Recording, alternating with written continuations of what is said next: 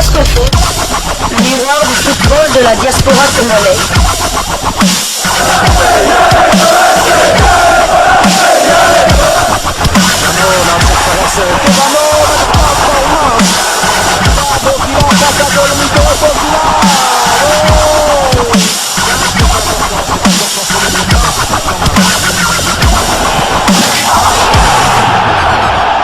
Diascofoot, le miroir du football de la diaspora congolaise. Vous êtes sur Diascofoot, le miroir du football de la diaspora congolaise. Diascofoot vous dit bonjour, tout le plaisir est pour nous de vous retrouver, mais surtout de savoir que vous êtes nombreux en train de suivre votre chaîne YouTube dédiée uniquement aux footballeurs de la diaspora congolaise. C'est l'heure de partager avec vous une analyse concernant surtout le problème de la délocalisation du match de la 3e journée devant opposer les Léopards de la République démocratique du Congo à la Mauritanie le 24 mars prochain. Retour en tout cas sur les coulisses d'un rétropédalage de la Fédération congolaise de football association. À la suite du tollé provoqué par la décision de faire jouer le match entre la RDC et la Mauritanie, comptant pour la 3e journée des éliminatoires de la Coupe d'Afrique des Nations Côte d'Ivoire 2023 au stade de Japoma au Cameroun, la Fédération congolaise de football association est revenue sur sa décision. La rencontre se jouera finalement bel et bien sur le sol congolais à Lubumbashi au stade du tout-puissant Mazembe, le seul ayant été homologué par la Confédération africaine de football. Un rétro-pédalage symbole de la gestion du football congolais guidé par des choix plus politiques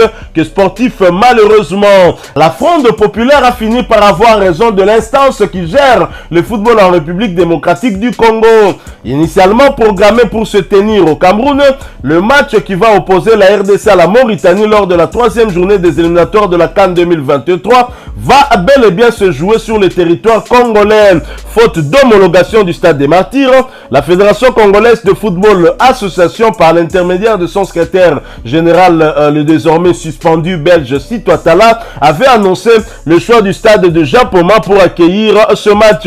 Décision qui a provoqué un tollé auprès des supporters des Léopards et même de certains joueurs, à l'instar de Yohan Wissa, alors que le stade du tout-puissant Mazembe est quant à lui bel et bien homologué. Propriété du tout-puissant Mazembe, l'enceinte semblait être une solution de repli toute trouvée. Pour justifier le choix de la délocalisation du match au Cameroun, la fédération avait indiqué que parmi les raisons se trouvait une demande du sélectionneur Sébastien Desabre. Le technicien français aurait privilégié une pelouse naturelle au gazon synthétique du tout-puissant Mazembe. Le 10 février dernier, le sélectionneur principal de la RDC, Sébastien Desabre, nous a saisi pour nous expliquer que si la CAF ne levait pas sa décision de la non-homologation du stade des Martyrs, il fallait opter pour un gazon naturel plutôt qu'artificiel parce que la majorité des joueurs qui composent la sélection A évoluent mieux sur le naturel. Et dans la région,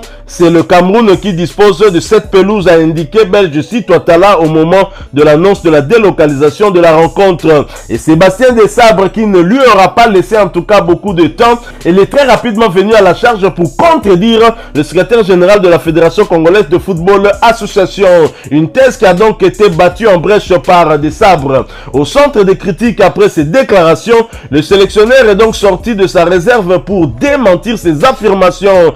Dans une correspondance à l'attention des membres de la Fédération congolaise de football association qui a fuité depuis, l'ancien entraîneur de Niort a clairement indiqué que son premier choix était le stade du tout-puissant Mazembe. Si le match ne pouvait pas se jouer là-bas, alors la seconde option serait de privilégier un stade moderne avec une pelouse naturelle. L'entourage du technicien français indique que ce dernier a été surpris d'apprendre qu'il était désigné comme étant à l'origine du choix de la délocalisation. Chaque camp se renvoie la balle sur la responsabilité de cette délocalisation aux grandes dames des supporters congolais de la sélection nationale. Ancien international congolais, Ilunga Erita se désole de la situation. Ce qui se passe autour de ce match est très flou. Il y a une opacité autour de la fédération depuis des années.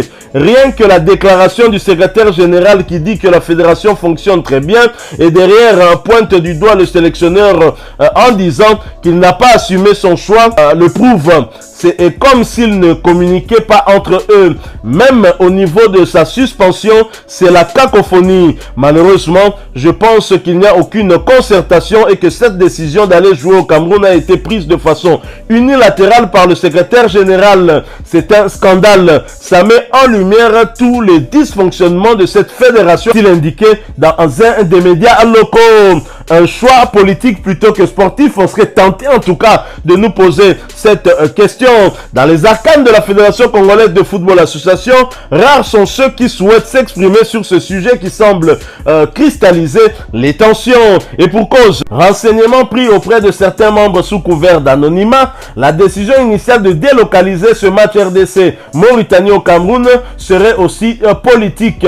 Seule enceinte du pays homologuée par la CAF pour abriter des rencontres internationales, le stade du tout-puissant Mazembe est propriété de ce club qui n'est autre que celui dirigé par Moïse Katumbi Chapwe, ancien gouverneur de la province du Grand Katanga. L'homme d'affaires est dans la politique depuis plusieurs années déjà et devrait a priori être candidat à l'élection présidentielle qui aura lieu en décembre 2023.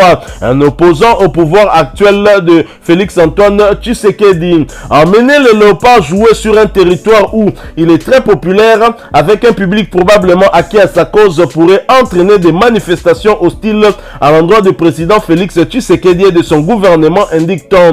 Et puis, ce serait une sorte de défaite de l'État face à lui qui a le seul stade homologué. Il faudrait lui faire une demande pour jouer là-bas. Des arguments dénués de sens pour Ilunga Erita. On y a déjà joué l'année dernière et ça s'est bien passé. Si tu peux jouer chez lui, tu y vas. Tu n'as pas à de choix, insiste l'ancien défenseur de Saint-Étienne, ancien Léopard, ancien international de la République démocratique du Congo, qui enchaîne. Je suis certain que la décision ne vient même pas du chef de l'État, même de son entourage. D'après vous, le secrétaire général, il est de quel camp politique? Ce n'est pas un hasard. Mais ils se sont rendus compte que c'était la pire des décisions. C'est la suite logique de tout ce qui se passe depuis 2 ans. Depuis le départ de Constant Omari, c'est une catastrophe. Pourtant, on peut lui reprocher beaucoup de choses, mais là, c'est pire encore. Ça, ce sont les propos de Ilunga Erita. Ilunga en appelle donc à la Fédération internationale de football. Et face à l'ampleur de la contestation prise par cette délocalisation, la Fédération congolaise de football association a fini par faire machine arrière et se résoudre à opter pour l'enceinte basée à Kamalondo. Soulagement pour les supporters de la RDC qui pourront voir leur équipe à domicile face aux Mauritaniens, mais pas de quoi calmer Ilunga Erita pour qui cet épisode est celui de trop et met un peu plus en lumière la gestion du football congolais par la fédération. Il en appelle même à la Fédération internationale de football afin d'intervenir. Au final, ce qui s'est passé n'est plus étonnant vu l'environnement. Il faut que les instances internationales prennent leurs responsabilités. Ça a été le cas en Guinée et au Kenya. Il faut siffler la fin de la récréation pour sauver ce qui peut encore l'être. Même les clubs ne veulent plus jouer le championnat, rappelle-t-il. Si cet épisode va laisser des traces, les Léopards devront vite se remobiliser et penser au terrain pour le 24 mars prochain. Après 2 journées dans ces éliminatoires de la Coupe d'Afrique Côte d'Ivoire 2023, la RDC compte 0 points avec 2 défaites. D'abord contre le Gabon ici au pays, 1-0. Ensuite contre le Soudan, 2-1 et se retrouve donc bon dernier dans un groupe qu'elle aurait pu en tout cas dominer. La double confrontation à venir face à la Mauritanie qui partage la tête de ce groupe avec le Gabon s'annonce donc décisive. Après l'absence à la CAN 2021, un nouvel échec à se qualifier pour une phase finale à 24 équipes qui plus est ferait désordre et ferait en tout cas très très mal à la République démocratique du Congo. Voilà donc cette fédération qui chaque jour qui passe affiche de plus en plus son incompétence. Je crois que la Fédération internationale de football association et la CAF impliquées en tout cas dans la gestion actuelle de cette fédération, du moins dans son aspect financier, puisque des experts de la CAF dirigent les finances de la FECOFA. Maintenant, rappelez-vous que le secrétaire général de la CAF a même eu à mettre mettre en garde les membres de la Fédération congolaise de football association contre une tentative de détournement des fonds alloués au développement du football qui serait en tout cas visé par certains membres de cette fédération. Seule la CAF et la FIFA peuvent nous aider à sortir de cette situation, une cacophonie en tout cas générée par des gens qui ne sont pas en tout cas aptes à diriger cette fédération et qui font honte au football congolais et qui en fait sont là pour d'autres intérêts. En fait, ils ne sont pas compétents tout simplement. Ce n'est peut-être pas de leur faute, la faute est à leur manque de connaissances tout simplement des méandres du football. Il est temps que le football soit géré par des footballeurs, soit géré par des experts de ce sport. Et donc, il y en a beaucoup dans notre pays et même Ilunga Erita qui a eu à réagir justement sur cette question en est une illustration parfaite aussi de ces Congolais qui sont intelligents et qui sont à même aussi d'apporter leur pierre au sein de cette fédération. Il est temps en tout cas que nous puissions mettre les pendules à l'heure et donc sortir de cette situation et c'est à partir des élections très attendues parce qu'il faut rappeler que ceux qui sont à la tête de cette fédération sont fin mandat depuis plusieurs mois maintenant. Nous attendons des élections à la Fédération congolaise de football association pour nous permettre de repartir de plus belle et de sauver ce qui peut encore l'être, comme a dit Ilunga Erita. Voilà, nous sommes arrivés à la fin de ce sujet. Si vous l'avez aimé, n'hésitez pas à nous laisser un maximum de j'aime. N'hésitez pas non plus à partager avec nous votre opinion. Si vous en avez une par rapport au sujet que nous venons de vous proposer, laissez-la nous à travers un commentaire. Abonnez-vous si vous êtes nouveau ou ancien que vous ne vous êtes pas encore abonné sur cette chaîne Diascofoot parce que nous sommes le miroir du football de la diaspora congolaise. Et n'oubliez pas qu'en vous abonnant apparaîtra une petite cloche de notification. Cliquez dessus pour ne plus rien manquer des prochaines vidéos que nous allons vous proposer. Encore une fois, merci à vous. Avec espoir de vous retrouver très bientôt avec un autre sujet d'actualité. En attendant, portez-vous bien et Diascofoot vous dit au revoir.